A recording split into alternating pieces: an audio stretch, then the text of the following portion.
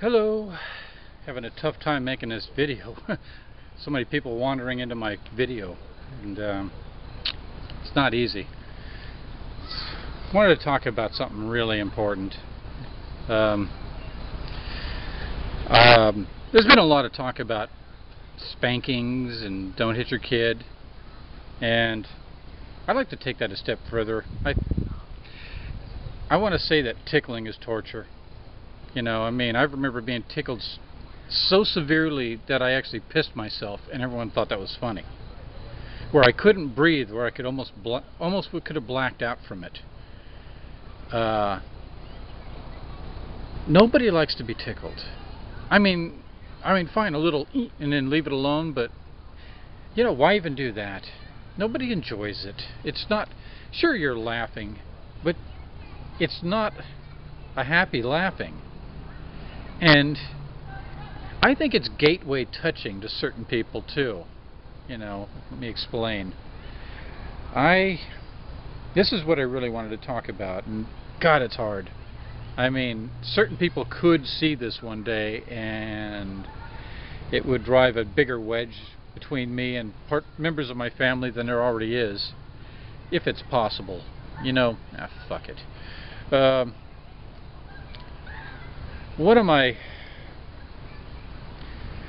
Well, there's my Uncle David. That's his real name. He's my mother's brother. But I've got other uncles, and through marriage. One of them was real big on tickling. As a matter of fact, apparently he thought the way my sister laughed when he was tickling her was even more fun than me. He'd rather tickle her, actually. And I mean, he was one of the go-to guys in the Nevada branch of my grandparents' little heaven on earth. They were just as nutty. I had to go to that church. I would see, when I was like 10 years old, we moved out of Sacramento to Placer County, and I lived out in the sticks, and I was living on a farm for quite a while, you know, until I was of age, and I liked it. It also got me out of that church because they didn't want to drive all the way to Sacramento, and they were pretty disgusted with that group after certain incidents that I've already illustrated. Well, one of my mom's sisters, her and her husband, wanted to get to know my sister and I better, and invited us up for the summer, and it was not too terrible. I mean, there was good things. We had to go to their stupid-ass church, you know, and they were a bunch of lunatics.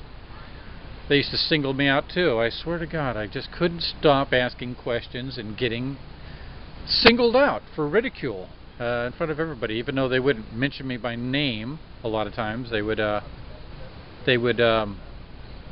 poke fun at how ridiculous I am, that I just can't have faith, that I'm such a weakling, you know. Why can't I just believe?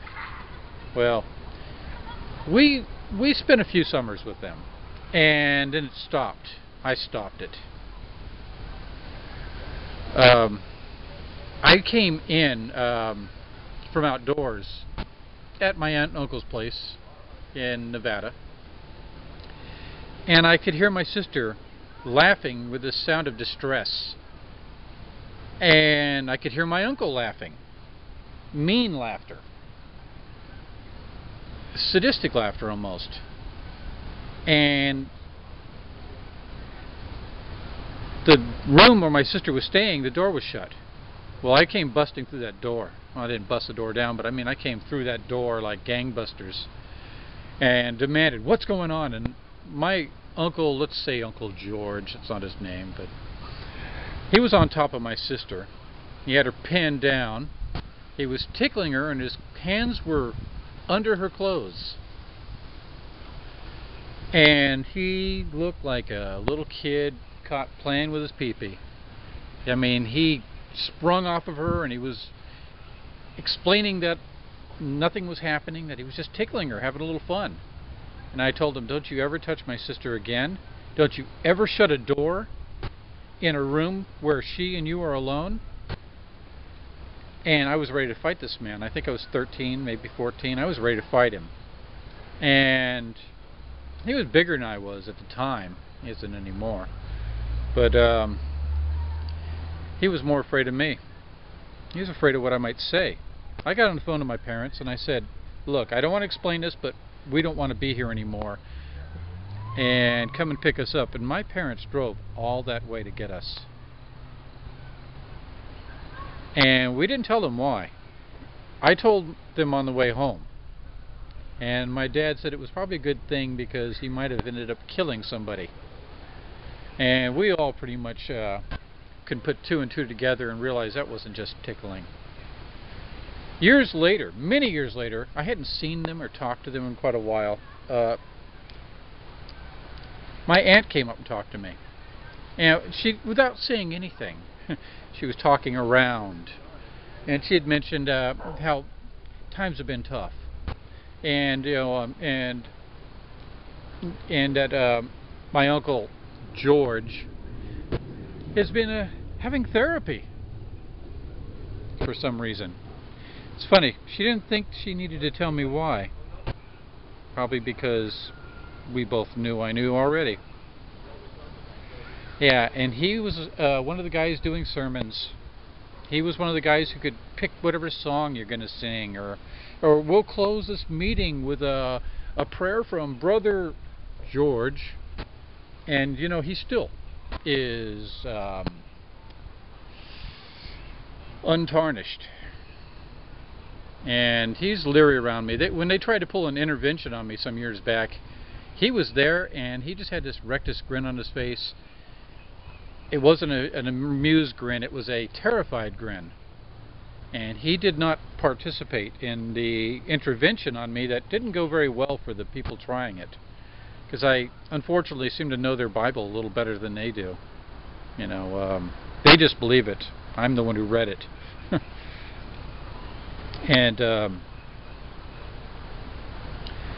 I don't know. I mean, I forgive him for this, you know. My sister's forgiven him. We've talked about it. We don't really associate with him, though. We'd like to. I mean, sometimes you just got to let the past be buried, but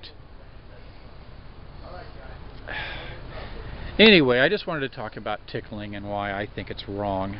And it's almost gateway touching. I mean, just keep your hands off your kids altogether. You know, I mean, tickling, I mean, it's a slippery slope. I'd like to say one more thing real quick because I got a couple minutes. That same aunt of mine, she's one of those people who likes to tell people stuff so that she feels they need to know. Some would call it gossiping, but she calls it informing people. Well, my grandfather, when he got too old to drive around and avoid being around my grandmother, and started spending time at home, he took to listening to his old Liberace albums, and he just loved Liberace. He didn't know he was gay. Funny, most people did. But most people were nice enough not to tell him, because he enjoyed it so much. Well, this aunt came up from the Reno area, and, oh, I'm surprised you're still listening to him. Don't you know he's a flaming homosexual? Well, of course, my grandfather, when he heard this, he realized that he's been enjoying the music of a homosexual. And he took the records out and he burned them. I mean, no giving them to the Goodwill, no giving them to somebody or selling them or put them on a street corner where someone might... No, they must be consigned to the flames. You know, you burn fags. You know, I mean, that's firewood. And you burn sinners, and you burn witches, and you burn the records of somebody like this. I just thought, how mean is that? I mean, I can just see my grandfather, imagine it, him crying in the shower after he burned the records because he had been in bliss, enjoying the sounds of a homosexual tickling the ivory. It's almost like being a little bit gay, I guess. Pathetic. I don't know where I'm going with this. God, I sure hope they never see this, because I'm still good with one of my cousins, their son, and I like him a lot. He's very intelligent. He's Christian, but I mean, I like him and I admire him, and he's one of the few people who still talk to me in the family. And not the immediate family, but I mean the outer rims of the family. They're all pretty scandalized by me being a heathen. Anyway, I see I've just reached 10 minutes, so don't tickle. It's not funny. Goodbye.